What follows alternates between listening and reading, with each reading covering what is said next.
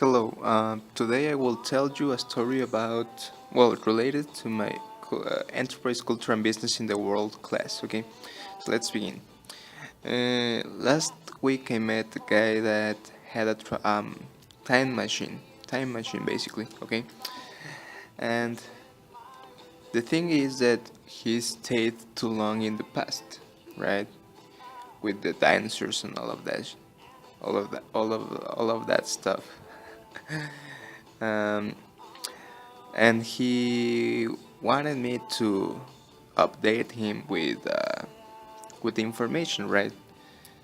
Because he came from the dinosaur time to our days. Okay, so I began explaining him that right now we live in a knowledge economy that basically is the growth caused by the production and intense use of technology, information, and knowledge that creates value on things.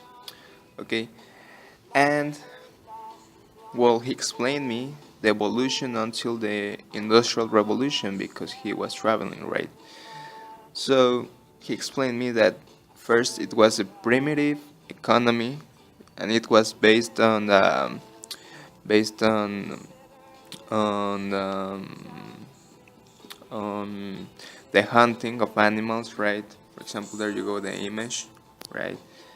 And then we changed to the agricultural economy based on plants, planting of vegetables, fruits, and other plants basically. And when the trade first began, then we had the feudalist, right? As you can see, you have the king, nobles, knights, or vassals, and peasants, right? There you had the economy was based on the conquering and invasions of other lands in order to gain resources, basically, and power, right? And then we had the industrial economy. The industrial economy is characterized by, was characterized by the mass production of things and the industrialization of production, basically, right? And and I told him that after the industrial economy, we had the knowledge economy, first explained, right? Previously explained. Then he told me that he had like an idea about globalization, right? And he told me that it was like a shift towards a more integrated global economy and interdependence between countries. And yeah, I told him that it was correct. He was correct, basically. Okay, but right now the global trends are different from the ones before, previous, right? So right now we have, for example, social technologies that were like in the 1990s they began. For example, there you go. There you go. We have Facebook, we have YouTube, we have Google, Twitter, Instagram, email, and other stuff, right? Basically, it's social media that you can relate with people of other places in just a short time. Okay, there you have Skype basically. Okay, and then we have the new space race. Here's Elon Musk. I was explaining him that this guy was one of the PayPal's mafia guys. Yeah, that's the name, right? And he's investing in the space race. Basically, he wants to make the space travels private and to pay for them. Okay, there's a new space race right now, and we have reshaping the financial system. Since 1930, we had the people experienced um, experience experience an economic crisis.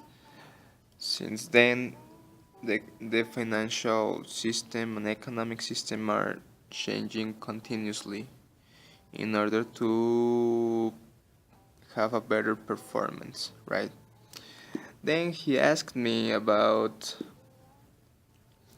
well, he wants to open a new business because he has some treasures and money and he has the ability to do that. But he wanted me to like give him some tips, right?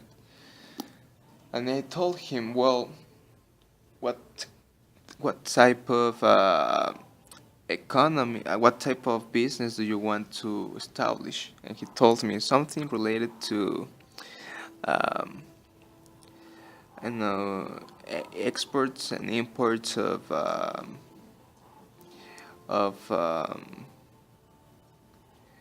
clothes, basically, right? In general, okay. So, well, I told him, well, the benefits of the globalization is that you can have a low cost production with affordable and attractive prices for people, and you can have a variety of products because you can establish anywhere and pay low cost for that, right? And he told me, well, I want to trade, but how can I do that? I want to know how where I can I establish my factory, okay, of of clothes and all of that. Well, and I told him, well, you can look at the international trade theories, right? For example, if and I don't know if he was interested in Africa, right?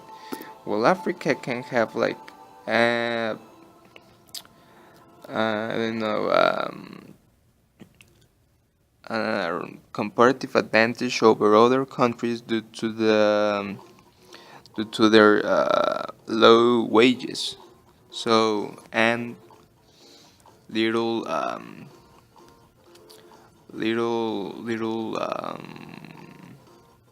little rule of law and the some resources that are essential for the production of clothes, the manufacturing of clothes, right? So we were talking about that, and he investigated about the product life cycle, and then I explained it to him.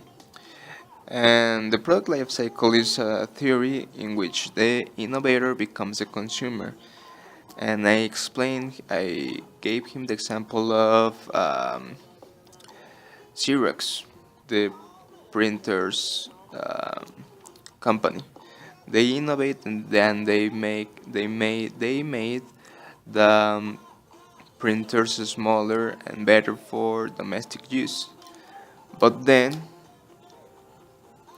another company in China used the patent and copy all of that stuff and began producing, and all the clients of Xerox began consuming the Chinese printers, right? So the innovator that was in USA became the consumer, okay. And well, I explained him the economies of scale since we were talking about low cost production, attractive prices anywhere basically, okay. And the economics of a scale is mass production with lower costs and anywhere in the world basically. Thanks to globalization, you can do that. You can establish your factory anywhere and anywhere with lower costs of production and with better profit, right?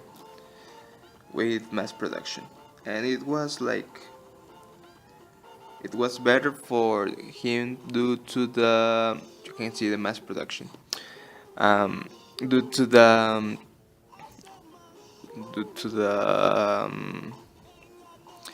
because clothing needs like mass production, right? And then I explained him the Michael Porter's diamond, right? As you can see, this diamond helps you to improve your business controls, where you can act and where is like the external factors and that can influence your um, your business basically, right? Right. Then he told me that he was ready to invest in Colombia due to the social factors they had and all of that, and he wanted to establish his factory there, and he wanted to export to China, right? Okay, and yes, I helped him to make some research about both countries, right? Both countries, and we found that he needed to pay attention on these things, right? For example, if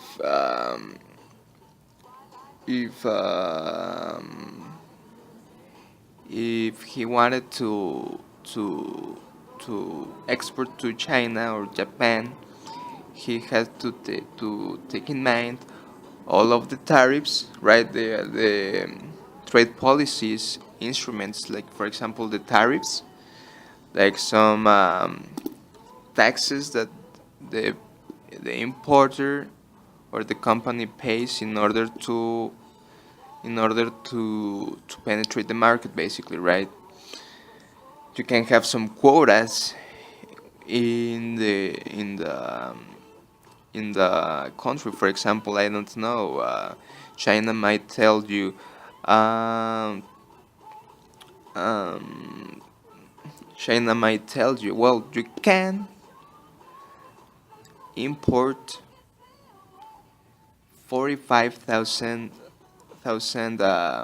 clothes, no more. It's like the the maximum amount of clothes that you can import, right? And I want a certificate of origin. I want to know where it is made, and well, and I can give you some subsidies, right? To the people in order to buy you your clothes and stuff like that, right? Then, we were looking at that, and I told him, why don't you invest in other thing, right? I don't know, in a restaurant, in a local restaurant, or something like that, right? In a mall. And he told me, well, I want to invest in a new market because you have potential and preferential trading engagements, right? It is easier to communicate with other people and to have a faster growth of your company. So it was like, okay, man, that's true. And then, well, finally he wanted to establish, right? It's a business meeting. This is the guy, right? This guy. It's one traveling, and then um, and then I told him, well, you have your company, okay? What's your what uh, is your company about? Like, right, like clothing. So we have clothes, right? Basically, clothes manufacturing. Okay, and then you have the place, right?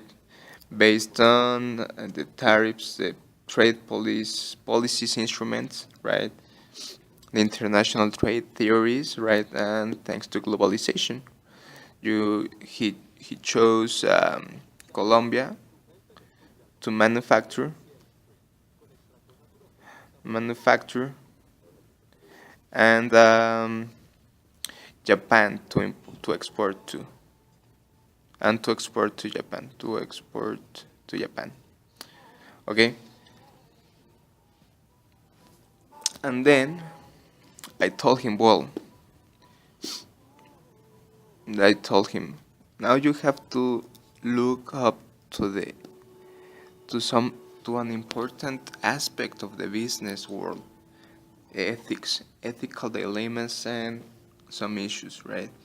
Because okay, we were talking about that, and he told me, well, I want to exploit the workers in Colombia, pay low wages, and to contaminate some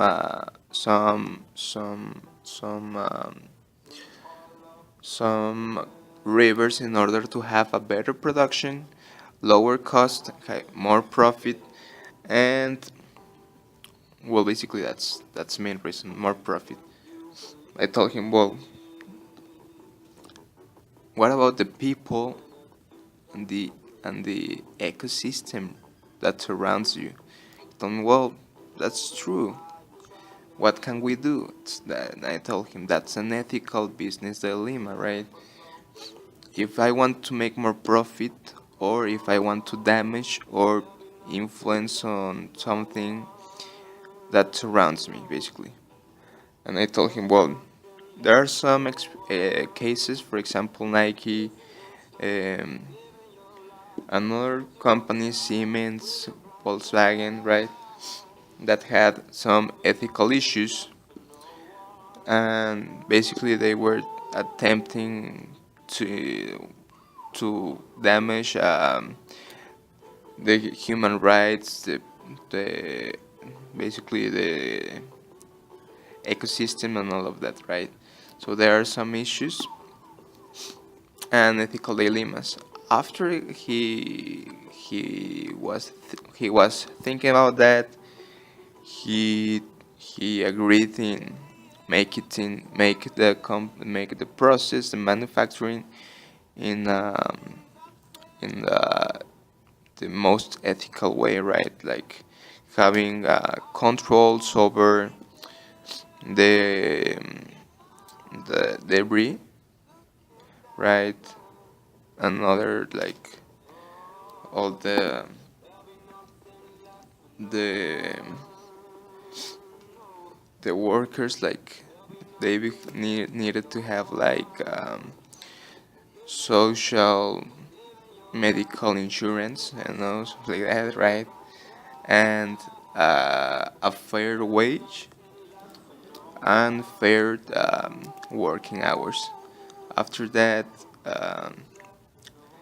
this guy told me, "Well, it is too difficult to make my own company, right?" And I told him, "Well, you can look for other options, other business options, right?" And other business options. He told me, "Well, what about the franchise?" I told him, "Okay, that's a good one. It's a good option because the business gives you the process, the methods, and all of that in order to have a fast growth, and you have everything in the correct way, basically."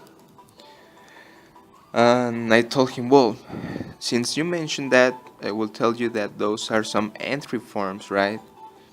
Some entry forms. For example, you can have licensing, which is like you pay a company for using, I don't know, like a name, a logo, a product. For example, Capcom and Disney, right? Disney was paying no, it's Marvel, sorry. Disney paid Marvel for the use of the Marvels, the Avengers in the movie, right? Then you have subsidiaries, like you pay someone to to you pay someone to do your work, right?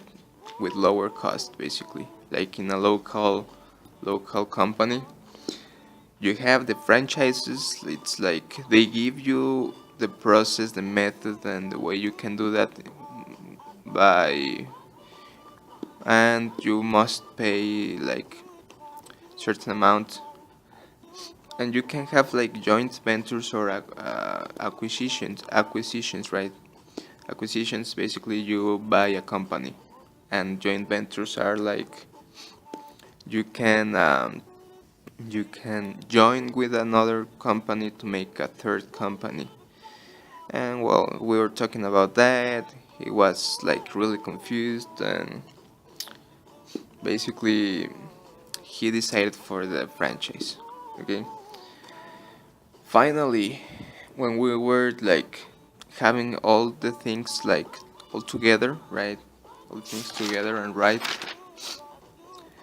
I told him, well, you now have the business plan, right?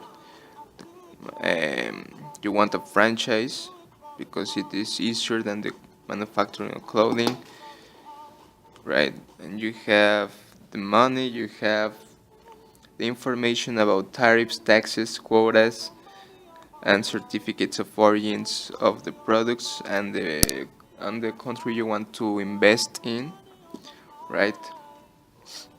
And well, you are avoiding the ethical issues. You are making it everything correct. Now, let's see. Are you sure you want to like establish a franchise in Japan? And he was like, well, let's see. Japan. Japan has a cultural factors that can affect in a negative way our business. For example, the language. The language is too hard for us to understand what they are talking about since we are Mexicans. Now the traditions of Japan are really strict. They follow many traditions that come from samurai times and all of that, and it's really difficult for us to understand them, right?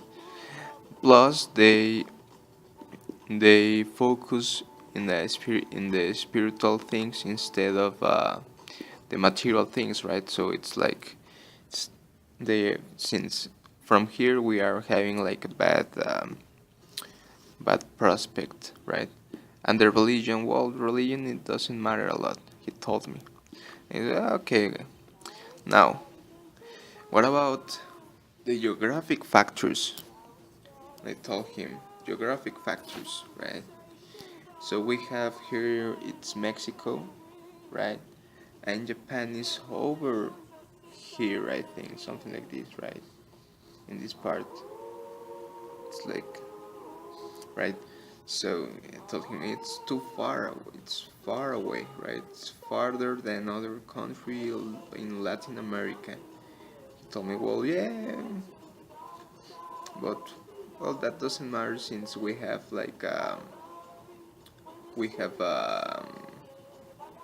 a franchise now, and I don't need to really export many things, right? Well, and I told him, okay, now let's see Japan's economic factors. So, um, he told me, well, they are a developed economy, so they have a high GDP. They have high GDP, and the GDP per capita is high as well. The wages are good, and the exchange rate with Mexico, it's better for us if they paid if the customers pay us in yens, right? And I told him, well, that's in the economic aspect they have a positive. We could have a positive reaction. Now let's see socioeconomic factors. I told him since it is developed economy, the age distribution, right, will be like a barrel instead of a pyramid like in the developing economies. For example, we will have something like this in the top, like for example, that's something like this, right? Guys, 75 to 79 will be like stay the same, like 6% of the population, women and men, and it will be like something like this, like a barrel, right? Or maybe the pyramid will be would be upside down. Basically, people from 85 years and older would be like the base, like the higher rate, right, percentage of population, and the younger kids would be like like the thinner part, right, of the population, right. He was like, okay, so let me think about that, and I told him, okay, man. And then I told him, okay, we have the political things, right? I told him, well, right now Japan has a capitalist ideology, which means that you can establish anything, right? It's like basically privatization of things and all of that. But it is close to the communist country of Russia. Communism is everything has to be in control of the government, and everyone uh, has to work the same for the same wages, for example, for the same income. So if I work a lot, I will receive a lot. But if I work the same as the others, I can't receive more, even though I have a company in the case of capitalism. And the socialism is like the light communism thing, right? It's basically they have the same principles, but in a lighter way, right? So in the political aspect, Japan was perfect. And then I told him, well, now we have to look at the social stability. Have they experienced some terrorism? And it was like, no, it's good, it is capitalist, and it is very stable, right? It's very stable in the social aspect, but and the legal obstacles like the tariffs, basically the trade policies instruments, they are like, well, a little bit high, but that's okay. And then I told him, well, so you have in the factors, cultural is negative, geographic is negative, economic is a positive thing, socioeconomic is a positive thing, political is also a positive thing. And then I told him, let's see the legal factors. So I told him, well, um, there's no corruption, at least. Well, not there's no evidence of corruption in Japan in in like in huge amounts, right? People follow all the rules, all of the laws. That's rule of law. Like there's no corruption basically. And I told him, well, since we are in Mexico, we don't have extraterritoriality rights or um, aspects that can help you. For example, USA can pay some company established, I don't know, in Africa, like the wages in USA, because the company is protected by the USA. Mexico doesn't have that extraterritoriality aspect, right? Then I told him, well, okay, now in case of that, when I don't know, a worker, an employee sues you, okay. Okay, finally we talked about the legal factors, and well, In case of a sue, they will go to litigation, which is like go to court. That's bad for the company's image. So they have like a midpoint in legal factors, right? Uh, Finally, so I told him, well, let's review everything, right? So, like, the economy has changed through time. We had the primitive economy, it was hunting. We have the agricultural economy, it was planting and trading. Feudalist economy was conquering and and trading basically. And the industrial economy was mass production, right? And now that we are living in knowledge economy, that's basically growth caused by production intense use of technology, information, and knowledge. Okay, I told him that we were like living in a globalized world was and the benefits were that you will have a low cost production, attractive prices, and affordable ones, and a variety of products. Okay, thanks to the globalization, you had the economies of scale. It was like low cost production, mass production anywhere. Okay, and basically that he needed to take in mind to have in mind the trade policies instruments, tariffs, taxes, quotas, subsidies, and certificates of origins when having a business, right? And why he wanted to invest in another country or in a new market, right? Business. I told him to take care about the ethical dilemmas and issues that were like attacking the human rights and the ecosystem because they can have a bad effect on the company's image and all of that stuff, legal things, right?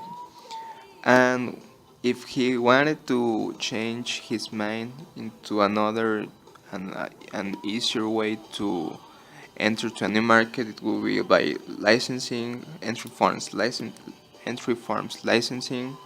subsidiaries, franchises, joint ventures, or acquisitions. Like, was good to know about that. And the cultural factors, geographic factors, economic factors, financial, political, and legal factors they have to be in mind in order to establish a good company and business. Finally, he told me it's really hard to know, to understand all of this stuff and to study about them.